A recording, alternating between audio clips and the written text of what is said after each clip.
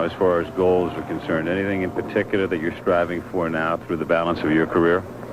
Yeah, well, obviously tonight I want to be a national champion, and then next year I want to go on and win another national championship and become the first wrestler ever to win 4 so far. I think there's other wrestlers in the country that will come along and accomplish that too.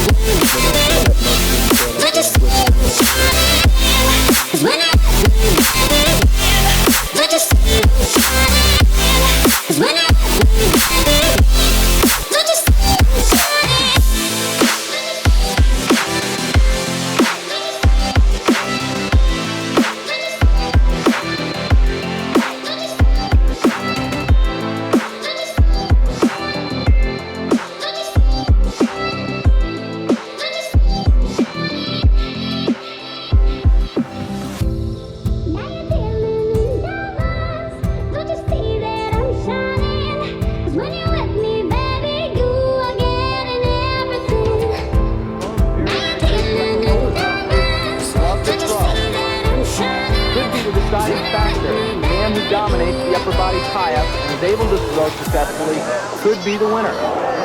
It's a battle of the East against the West. Banach made his way to Iowa from the town of Port Jervis, New York. Schultz, matriculating at Oklahoma, grew up in Palo-Alto, California. One of the big upsets of the dual meet season was when Mark Schultz upset Ed Banach in their dual meet. The score in that bout was 10-9, a real barn burner. Overall, they met twice this season, splitting their 2 matches. Banach attempting to become the first man ever to win 4 NCAA championships. He's halfway there.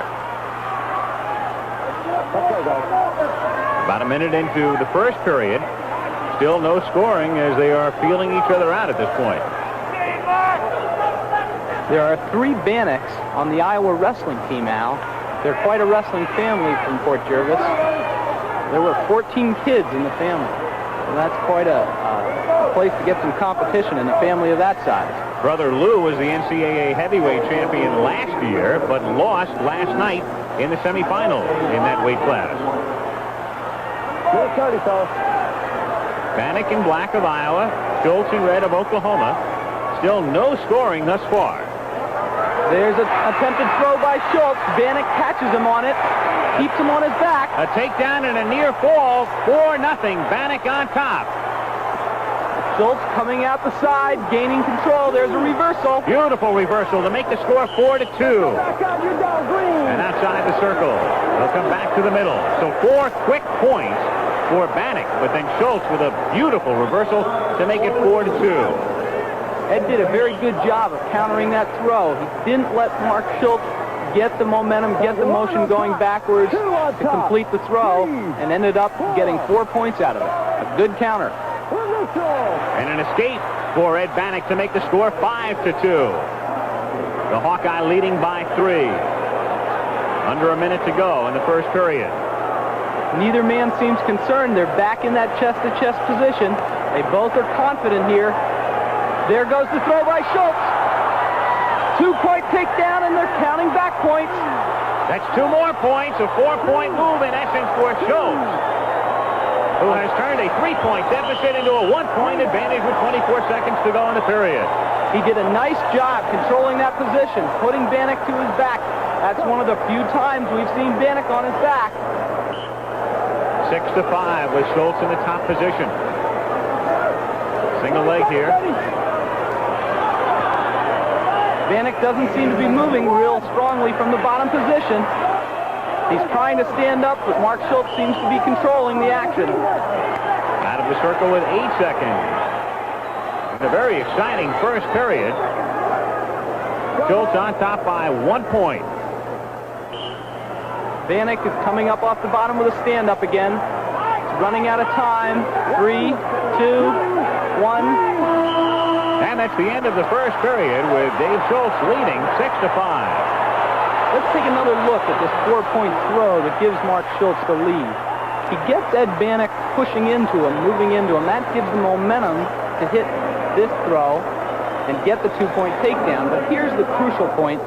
Schultz brings Banach back towards his back to get the near fall points. So Schultz leads by a point. The second period coming up. But in black, Mark Schultz of Oklahoma in red. After the first period, it's Schultz leading 6-5. Second period of 2 minutes duration. Schultz on the bottom. Mark Schultz was an NCAA champion last year at 167 pounds. He's moved up to 177 this year so that his brother could wrestle at 67. His brother won that title. And there's an escape for Schultz to make the score 7-5. Schultz is in on a deep single leg, a real good shot. With his heading back up. Banach in trouble. There's a takedown, 2 points. That makes the score 9-5. Banach was leading 5-2, and now Schultz has countered with 7 consecutive points to lead by 4. Banach does not look explosive in the bottom position. Normally, he's up on his feet, he's out in a matter of seconds. Here, he's getting into all kinds of trouble with Schultz. Banach trailing 9-5. Schultz is going for the tilt, but he's got himself in trouble. Had his legs in, but he slipped out. That's 2 points reversal. Fine move by Banach, and that gets him right back in the match. That makes the score 9-7. Ed Banach won't quit on this bout.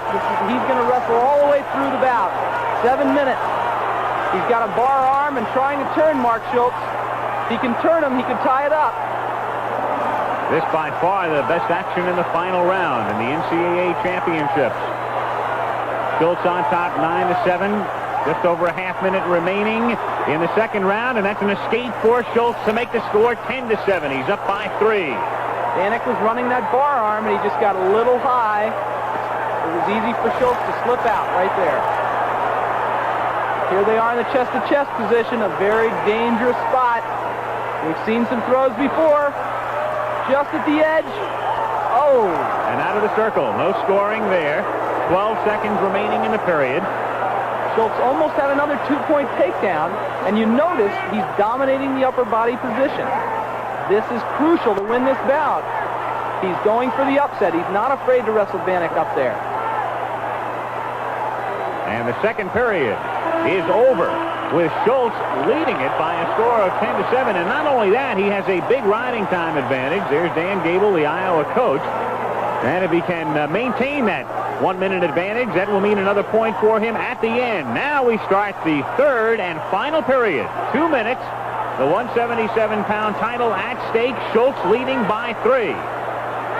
Banach seems to have lost his enthusiasm. He's not exploding off the bottom.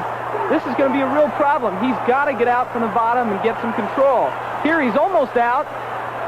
But Schultz is back in on a double, brings him back down to the mat, maintains the control position. Schultz of Oklahoma leading at 10-7. He can work the clock to his advantage now. In addition, 3-point lead plus the riding time advantage at the moment. In essence, that amounts to a 4-point lead. Outside the circle they go. And back to the middle now. Dan Gable looking on. His man Banach in a most unusual position, trailing with time running out. Schultz has been wrestling a little more conservatively now. He's not going to go for any big points. He'd like Ed Banach to make the mistakes. Banach up on his feet. Schultz is in a body lock position. Does a nice job of bringing him down to the mat with his body lock. It's a little hip toss. Banach trying to get out again. Schultz maintaining control. Doing a very good job riding Ed Banach. And building up more riding time. Schultz leading at 10-7. Halfway through the final period. And now we've got a whistle and a stalling warning for Schultz. That is not a point for Banach. That's his first warning. An ensuing warning would mean a point for Banach. Still, 10-7. Schultz of Oklahoma leading. He'll start in the top position here. Banach knows that he's got to go for a big throw. He's got to get up to his feet, get back to that chest-to-chest position. Here he is, trying to get out.